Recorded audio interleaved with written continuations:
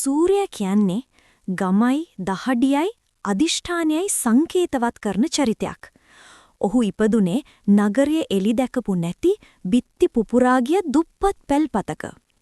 ඔහුගේ ජීවිතේ සරල වුණාට පවුලට තිබුණු ආදරය අපමණයි.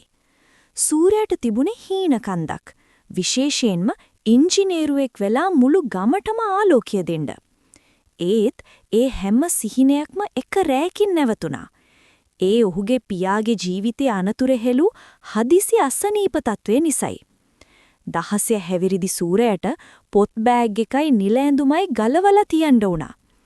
එදා ඉඳන් ඔහුගේ අලුත් යුනිෆෝම් එක උනේ කුලී වැඩපොලේ දූවිල්ලයි සිමෙන්ති ගඳයි. උදේ පාන්දර ඔහු නිවසින් පිටත් වෙද්දි අනික් ළමයි ටියුෂන් පන්තියට යනවා දැකලා හිත යටින් හඬා වැටුණු වාර අනන්තයි. ඔහු ගඩොල් ගොඩවල් ඇද්දා. පෝර ගෝනි ඉස්සුවා. එළවලු ලොරි වලට බර පෙටෙව්වා. හවස් වෙනකොට ඇඟේ පණ නැහැ. හැබැයි ඒ මහන්සියට වඩා අම්මගේ කඳුළු වියලීම ඔහුට ලොකුම සැනසීමක් වුණා.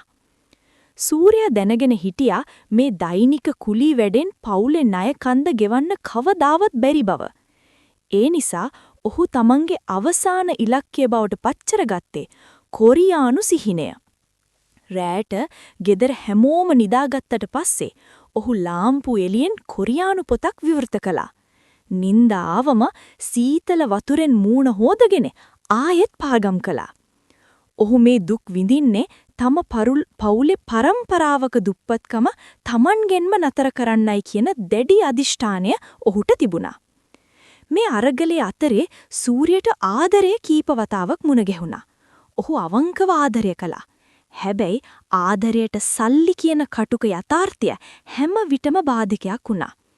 ඔහුට බැරි වුණා අනිත් තරුණයන් වගේ ඔවුන්ට ලස්සන තැහැගි අරන් දෙන්න, ඉහළ තැන්වලට එක්ක යන්න. ඔහු හම්බ කරපු හැම රුපියලක්ම වෙන්නුනේ නංගිලගේ අධ්‍යාපනයට. ඒ නිසා එකිනෙකා ඔහුගේ ජීවිතයෙන් ඔවුන් නික්ම ගියා. ඒ වෙලාවේ සූර්යයට දැනුනේ මුළු ලෝකයම ඔහුට විරුද්ධ වුණා වගේ හැඟීමක්. ඒත් ඒ අත්හැරීම තමයි සූර්යාගේ ජීවිතේ ලොකුම මොටිවේෂන් එක උනේ. ඔහු කඳුළු පිස දමලා තීරණය කළා මම සාර්ථක වෙනවා. මම මගේ ශක්තියෙන් නැගිටිනවා. ඒ වේදනාව ඔහුට බලයක් වුණා. කොරියානු විභාගයෙන් පළමු වතාවට අසමත් වූ විට ඔහුට දැනුනේ මුළු අහසම කඩා වැටුණු වගේ හැඟීමක්. ඒත් ඔහු තවත් මාස 6ක් දවල්ට කුලී වැඩපොලේ යකෙක් වගේ වැඩ කරලා රැට තවුසෙක් වගේ පාඩම් කළා.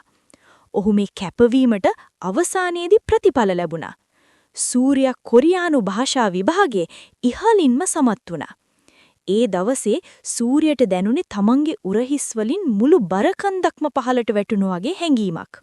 කොරියාවට ගිය සූර්යා තවදුරටත් කුලී වැඩකාරයෙක් නෙවෙයි. ඔහු තම ජීවිතේ අලුත් පිටුවක් පෙරළූ වගකීම් සහගත සේවකෙක්. කොරියාවේ සීතල දරාගෙන ඔහු දවසට පැය 14ක් 16ක් වැඩ කළා. ඔහු අතර වැඩමුර ඕවර්ටයිම් අතපසු කළේ නැහැ. ඔහු සල්ලි වියදම් කළේ නැහැ. ඔහුගේ එකම අරමුණ උනේ ලංකාවට ඉවිත් ස්ථීර ව්‍යාපාරයක් ආරම්භ කරන එකයි. ඔහු සෑම මාසයකම ලංකාවට මුදල් ලෙවද්දී පවුලේ ණය පහව ගියා. අම්මයි තාත්තයි සෙනසුම් සුසුම් හෙළුවා. නංගිලගේ අධ්‍යාපනය සුරක්ෂිත වුණා. ඊට පස්සේ සූර්යා බැලුවේ ආයෝජනය දිහා. ඔහු ගමේ ඉඩම් කීපයක් මිලදී ගත්තා. ව්‍යාපාරික දැනුම ලබා ගත්තා. ඔහු සූදානම් වුණේ කොරියන් සල්ලි වලින් සදහැටම යැපෙන්වාට වඩා තමන්ගේම ව්‍යාපාරයක් පටන්ගෙන තව පිරිසකට රැකියා අවස්ථා ලබා දෙන්නයි. අද සූර්යා ලංකාවේ සාර්ථකම තරුණ ව්‍යාපාරිකයෙක්. ඔහු කුඩා කර්මාන්ත ශාලාවක් හිමි කරගෙන ඉන්නවා. ඔහු අද අම්මයි තාත්තයි ජීවිතේ වීරයා. ඔහු නිසා නංගිලා හොඳට ඉගෙනගෙන ඉහළ රැකියා කරනවා. දවසක් ඔහුට සල්ලි නැති නිසා දාලා ගිය තරුණියක් මුණ ගැහුණා. ඔහු ඒ තරුණිය දිහා බැලුවේ කිසිම කෝපයකින් තොරවයි. සූර්යා කෘතඥ වෙනවා ඔහු අතහැරලා ගියේ එකට. මොකද ඒ අතහැරීම, ඒ වේදනාව තමයි ඔහුව මේ තරම් ශක්තිමත් කළේ. සූර්යාගේ කතාව අපිට කියන්නේ එක දෙයයි. ඔබේ ජීවිතේ දුප්පත්කම කියන්නේ ඔබට අනිත් අයට වඩා වේගයෙන් දුවන්න, වඩා ශක්තිමත්ව නැගිටන්න ලැබුණු ලොකුම හේතුවයි. ඔබේ දහඩිය තමයි ඔබේ ලොකුම ආයෝජනය.